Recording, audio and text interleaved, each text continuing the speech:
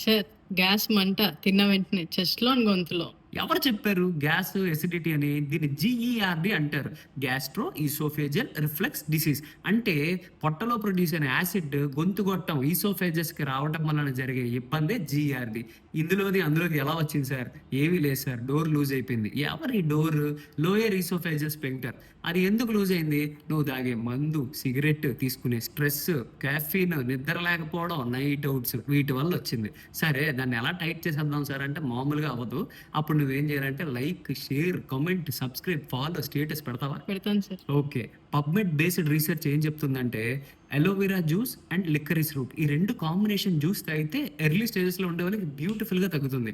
ఎలా తగ్గిపోతుంది sir? Aloe vera జ్యూస్లో ఉండే పాలీసాకరైడ్స్ కాక్స్2 ఇనిబిషన్ ద్వారా ఇంటర్ల్యూకిన్ 8 అండ్ టిఎన్ఎఫ్ ఆల్ఫాని తగ్గించి ఇన్ఫ్లమేషన్ని తగ్గించి సూట్ చేస్తుంది. అంటే నీకు వచ్చే మంట తగ్గిపోయింది.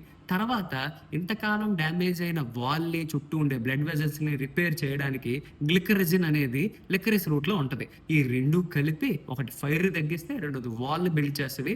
ఒక బయోఫిల్న పనిచేసి నీ మంటని, నొప్పిని బ్రహ్మాండంగా తగ్గిస్తుంది. మరి ఇంకా తగ్గకపోతే కమెంట్స్లో రిలీఫ్ అని పెట్టండి. Will take care. Thank you.